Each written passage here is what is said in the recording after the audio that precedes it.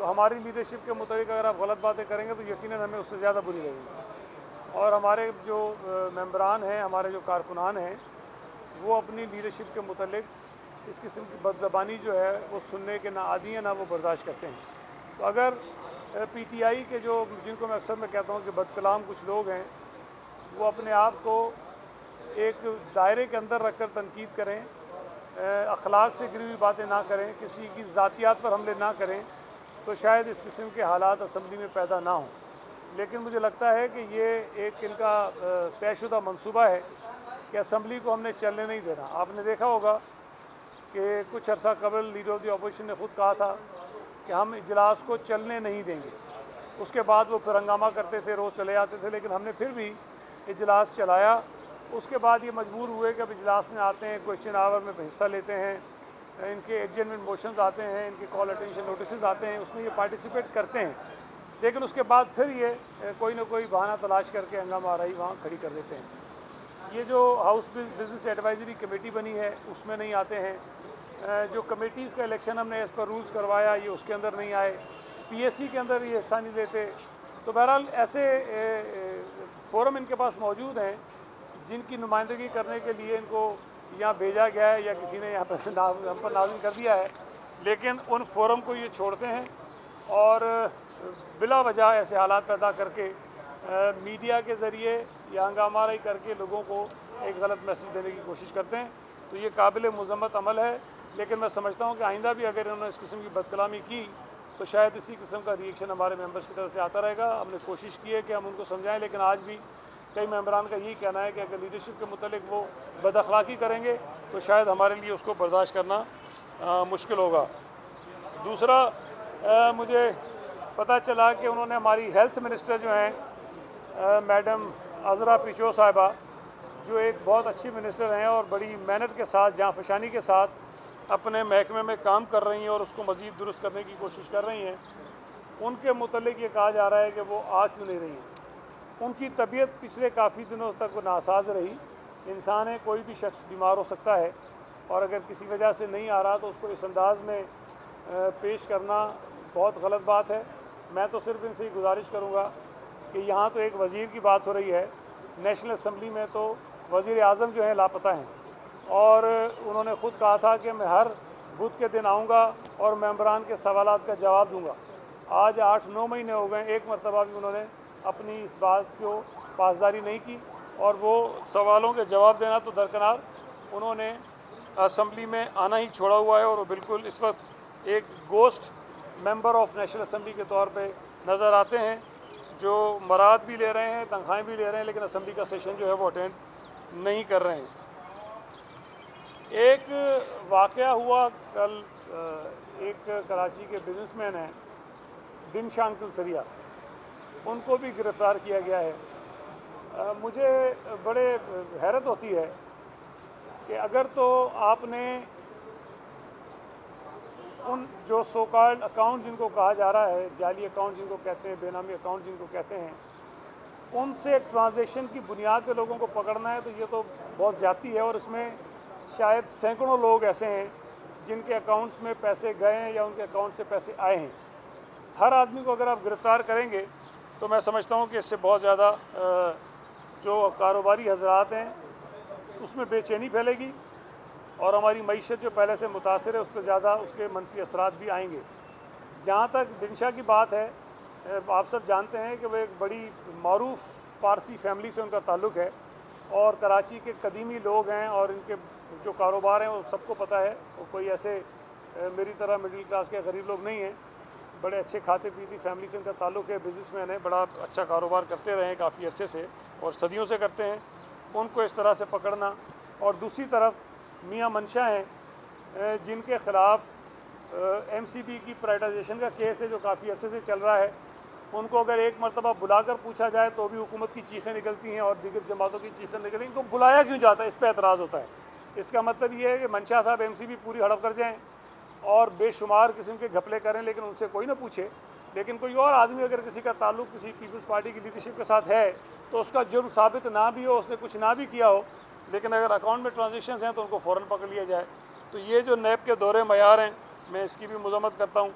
उसके अलावा फिर नैब ने जो टॉर्चर्स करने का सिलसिला शुरू किया हुआ है लोगों पर, और अब ये खबरें रोज़ाना आती हैं। अभी पिछले दिनों भी एक KTA का एम्प्लॉई था जिसको किसी केस में पकड़ा गया था, वो स्ट्रेस की वजह से हार्ट अटैक हुआ उसको और उसकी डेथ हो गई। उससे पहले आपने देखा होगा कि पंजाब में एक यूनिवर्सिटी, सरगोदा यूनिवर्सिटी के जो थे प्रोफेसर, उनको तशद्दुद का निशाना बनाया गया और उनकी जब लाश लाई गई तो उस लाश को भी हथकड़ियाँ लगी हुई थी। फिर इन्होंने पंजाब यूनिवर्सिटी के वाइस चांसलर को गिरफ़्तार किया। खैर उसका फिर सुप्रीम कोर्ट ने नोटिस दिया, उनको छोड़ तो दिया गया, लेकिन उन्होंने जिस किस्म के वाक़यात बयान किए हैं वो मैं समझता हूँ कि किसी की भी आंखें खोलने के लिए, ज़मीर को जगाने के लिए काफ़ी हैं कि नैब के जो 16-17 ग्रेड के मुलाजमीन हैं वो इस मुल्क के इज़्ज़तदार लोगों के साथ किस किस्म का रवैया अख्तियार रखते हैं, उनसे बदतमीज़ी करते हैं, उनको धमकियाँ देते हैं, उनकी तज़लील करते हैं। और शायद इसी तज़लील से बचने के लिए एक और बहुत मारूफ आदमी, बड़े जिंदा दिल आदमी, ब्रिगेडियर रिटायर्ड असद मुनीर ने ख़ुदकुशी कर ली इस खौफ से कि अगर नैब मुझे पकड़ेगी, फिर मुझे हथकड़ियाँ डालेगी, फिर मेरी तज़लील करेगी तो दुनिया में मेरे मुतल्लिक़ लोग क्या सोचेंगे। तो अगर नैब ने ये गुंडागर्दी का सिलसिला शुरू कर रखा है, इससे वो खिदमत नहीं कर रहे हैं इस मुल्क की, और जो उनकी बुनियादी जिम्मेदारी है कि करप्शन का खात्मा हो या करप्शन कम हो। नैब के बनने के बाद इस मुल्क में करप्शन के जो वाक़यात हैं, शायद बाज़ार जिस तरह से उछल रहे हैं, चीज़ें सामने आ रही हैं, तो उसमें इजाफा हुआ है, कमी तो नहीं हुई है। तो ये नैब का बहुत बड़ा फेलियर है, और बजाय इसके कि वो अपने मामलात को दुरुस्त करें, वो लोगों को खौफजदा करने में और हरासा करने में लगे हुए हैं। आज सिंध गवर्नमेंट का ये हाल है, मेरे ख़ास तौर पर मेरे डिपार्टमेंट का ये हाल है कि कोई अच्छी रेपुटेशन वाला मेहनती आदमी आने को तैयार नहीं है, और जो आदमी काम करना शुरू कर रहे हैं उसको ये नैब बुलाना शुरू करती है, उसकी तस्दीक करते हैं, 6-6 घंटे बिठा के उनको ख़राब करते हैं। इस तरह पूरी हुकूमती मशीनरी को जो है उन्होंने मफलूज करके रख दिया है। तो इस किस्म के वाक़यात से जो हमारी मईशत पहले ही बैठ रही है, इस पर मज़ीद बोझ आएगा और लोग जो हैं वो काम करना छोड़ देंगे। जो बिज़नेसमैन हैं वो इन्वेस्टमेंट नहीं करेंगे, अपने पैसे को इस मुल्क में लगाएंगे नहीं, और इससे मैं समझता हूँ कि जो महंगाई आ रही है, जो आपकी मईशत बहुत नुकसान हो रहे हैं, उसमें मज़ीद जो है इजाफा होगा। सईद भाई, सिंध असम्बली में जो कुछ हो रहा है वो आपके सामने है, लेकिन तशद्दुद तो मेरे ख्याल में नाकाबिले कबूल है ना। अगर कोई किसी को जूता मारे या किसी को कोई माइक तोड़ के मारे तो ये भी मतलब नहीं होनी चाहिए। बातें, इल्ज़ाम तो लगती रहती हैं, तो ये जमहूरियत का हिस्सा है, लेकिन तशद्दुद से तो गुरेज होनी चाहिए। कल का जो वाक़या हुआ है ये तशद्दुद के ज़िम्रे में आता है, क्या कहेंगे? देखिए, मैंने पहले ही कहा कि ये नहीं होना चाहिए, लेकिन इसकी ज़िम्मेदारी आप सिर्फ हुकूमती तरफ के मेंबरान पे नहीं डाल सकते हैं। अगर अपोजिशन के लोग ये समझेंगे कि हम जो मर्ज़ी करते रहें और सामने से कोई जवाब नहीं आएगा, तो ये भी मुमकिन नहीं है। इधर बैठे हुए लोग भी कोई पत्थर के लोग नहीं हैं, इंसान हैं, जीते जागते इंसान हैं, उनके भी जज्बात हैं, उनकी भी अपनी क़यादत के साथ एक मोहब्बत है। भाई, आप तनकीद कर रहे हैं, उससे कौन इनकार करता है, लेकिन अगर आप तनकीद करते करते ज़ातियात पे आएंगे, अखलाक से गिरी हुई बातें करेंगे, इल्ज़ामात इस किस्म के लगाएंगे जो नाकाबिले बर्दाश्त हों, तो यकीनन सामने से रिएक्शन आता है। हमें देखना ये चाहिए कि अगर कहीं लड़ाई होती है, अगर कहीं झगड़ा होता है, वो कहीं पहुँचे, उसको छोड़ दें। आप आगाज़ कहाँ से हुआ, उसका सबब क्या था। और मैं आपको ये बता रहा हूँ कि ये तयशुदा मंसूबे के तहत PTI के लोग करते हैं, और हर जगह करते हैं, नेशनल असम्बली में करते हैं, TV टॉक शोज़ में करते हैं, आपके सामने खड़े होकर करते हैं। भाई, आप तनकीद करें ना। आप किसी के नाम बिगाड़ेंगे, आप किसी के ऊपर अजीब बेहुदा किस्म के इल्ज़ाम लगाएंगे, फिर तवक्को करेंगे हम आएंगे, वो कहेंगे नहीं आप हमारे भाइयों, खामोशी चल के बैठे। ऐसा नहीं हो सकता है। अगर इस इजलास को बेहतर तरीके से चलाना है, मैं इस बात को मानता हूँ कि हुकूमत की ज़्यादा जिम्मेदारी है, और हुकूमत ने बहुत ज़्यादा सब्र का मुजाहरा भी किया है, लेकिन उसकी भी कोई हद होती है। अगर वो हमें माँ बहन को गालियाँ देना शुरू कर देंगे, इस किस्म की ज़बान इस्तेमाल करें, फिर कोई तवक्को करे कि हम फिर कुछ नहीं कहेंगे, तो मैं समझता हूँ कि ये भी गलत है। ये मुजाहरा ज़िम्मेदारी का जहाँ हुकूमत को करना चाहिए, वो अपोजिशन के मेंबर्स को भी करना चाहिए। लेकिन बदकिस्मती की बात यह कि जो अपोजिशन का लीडर है, जो उनको लीड करता है, जब वो खुद लोगों को रास्ता दिखाएगा कि बदतमीज़ी करो, बदकलामी करो, बेहुदगी करो, तो फिर जो मेंबर्स हैं उसको फॉलो करते हैं, उसकी वजह से हालात पैदा होते हैं। सईद साहब, ये जो असमत जो और निशवा के वाक़यात हुए, आप समझते हैं कि ये वाक़यात हुए, आप समझते हैं कि ये IG का फेलियर है या सिंध हुकूमत की फेलियर है, रिट कमज़ोर हुई है? देखिए, इसमें जो वाक़यात हुए हैं ना, वो तो जराइम हैं, और जराइम होते हैं, हर मुआशरे में होते हैं। उन जराइम पर अगर जिन इदारों की, जिन महकमों की ये ज़िम्मेदारी है कि मुजरमों के ख़िलाफ़ कार्रवाई करें, अगर वो कहीं कोताही करते हैं तो फिर उनको अमूर इल्ज़ाम ठहरा सकते हैं। लेकिन जो वाक़यात हुए एक तो दोनों की नौइयत अलग अलग है। वो मासूम बच्ची, उसको गफलत की बिना पर एक गलत इंजेक्शन लगा दिया गया और उसकी बेचारी की जान चली गई।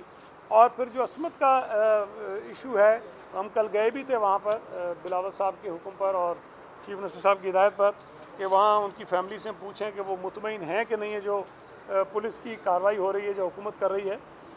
तो हम काफ़ी देर तक उसके पास रहे और तफसील से बात की। जो इन्वेस्टिगेशन ट्रांसफ़र हुई है अब जिस पुलिस अफसर के पास है, उस पर उनकी फैमिली का पूरा एतमाद है और उन्होंने कहा है कि हम मुतमईन हैं जिस तरह से ये कार्रवाई हो रही है। लेकिन बहुत सारी चीज़ें ऐसी हैं इस किस्म के केसेस में, चूँकि जो विक्टिम है वो तो इस दुनिया में नहीं है, तो अब जो शहादतें हैं उसके लेने के लिए आपको मुख्तलिफ टेस्ट करवाने पड़ेंगे। वो टेस्ट करवाने का जो प्रोसीजर है वो इस वक्त जारी है। मुख्तलिफ लेबॉर्ट्रीज़ में मुख्तलिफ चीज़ें भेजी गई हैं। वो जब रिपोर्ट आ जाएगी तो हमें उम्मीद है कि जो भी इसके अंदर मुलविस लोग हैं उनके ख़िलाफ़ कार्रवाई होगी और जो सरकारी मुलाजमीन हैं और हुकूमत ने उनके ख़िलाफ़ जो कार्रवाई करनी है वो हम करेंगे। और जहाँ तक नशवा का इशू है, उस पर जो हेल्थ केयर कमीशन है सिंध गवर्नमेंट का, वो उस पर काम कर रहा है और उस पर भी हम ये देखेंगे कि जो पुलिस में FIR कटवाई गई है उसमें अगर किसी सेक्शन का इजाफा करना हुआ तहकीकात के नतीजे में तो वो भी करेंगे। और हम यकीनी बनाएंगे कि इसमें किसी भी तरह से जो विक्टिम्स की फैमिलीज़ हैं, जो मुतासरीन लोग हैं, वो मुतमईन हों, उनको इत्मीनान हो कि कानून के मुताबिक जो ज़िम्मेदार लोग हैं उनके खिलाफ कार्रवाई हो रही है। आपने आज मजम्मत के खिलाफ एक मजम्मत की तहरीक जमा कराई है, आप उसकी बदौर एक फर्द हिमायत करेंगे या नहीं करेंगे? दूसरे प्राइम मिनिस्टर ऑफ पाकिस्तान को भी अगर सब लोग कुछ बोलते हैं तो उनकी जानिब से अगर रद्द-ए-अमल आए तो क्या गलत क्या है उसमें? देखें, मुख्तलिफ़ चीज़ें होती हैं। अगर तो हमारी तरफ से कोई अखलाक से गिरी हुई बात की गई हो तो आप उसका हमें बताइए। किसी को नाअहल कहना, किसी की बुरी कारकर्दगी की वजह से उसको नालायक कहना, नालायक गाली नहीं है। नालायक का मतलब ये कैपेसिटी नहीं है, आपके अंदर इतनी एबिलिटी नहीं है। तो ये नाअहल का ही दूसरा लफ्ज़ है। जो आदमी लायक नहीं होता वो नालायक होता है। तो ये कोई अखलाक से गिरी हुई बात नहीं है, ये कोई ऐसी बुरी बात नहीं जो कही गई। आप समझते हैं वो लायक है, आप कहते हैं वो नालायक नहीं, वो लायक हैं। उनकी जो काविशें हैं, जो कार्रवाइयाँ हैं, जो अच्छे काम वो कर रहे हैं वो गिनवाना शुरू कर दीजिए। लेकिन अगर वज़ीर-ए-आज़म ये कहेंगे कि जर्मनी और जापान की सरहदें मिलती हैं और उन्होंने जंग में एक दूसरों के पता नहीं करोड़ों लोग मार दिए, उसके बाद उन्होंने कारोबार इकट्ठे किया और वहाँ फैक्ट्रियाँ लगाईं और वहाँ पे बड़ी उन्होंने तरक्की कर ली, तो भाई इसको मैं क्या कहूँगा? कोई लायक आदमी ऐसी बात कर सकता है? फिर जब इन्होंने कहा कि ये तो स्लिप ऑफ टंग है कि गलती से कह गए, लेकिन फिर एक और वीडियो भी आई है जो पाकिस्तान में उर्दू में बात करते हुए यही बात उन्होंने कही है। इसका मतलब ये है कि ये उनकी मालूमात हैं, उनको इस बात का इल्म है कि जर्मनी और जापान जो हैं वो दोनों साथ साथ हैं और उन दोनों ने आपस के बहुत सारे करोड़ों बंदे मारे हुए हैं। और वो अब इन चीज़ों पर अगर अपोजिशन तनकीद करती है तो मैं समझता हूँ कि इसको इस तरह नहीं लेना चाहिए। हमने इमरान खान के मुतल्लिक अगर कभी मैंने भी यहाँ कोई बात की होगी तो रद्द-ए-अमल पे की होगी जब इनके लोग बदतमीज़ी करते हैं। आगाज़ कभी हम नहीं करते हैं। मैं समझता हूँ कि ना इमरान खान के मुतल्लिक हमें करना चाहिए और ना ही उन्हें करना चाहिए। लेकिन ये नहीं हो सकता कि वो हमारी लीडरशिप के मुतल्लिक कहें और फिर मुझे कहें कि मैं ना कहूँ।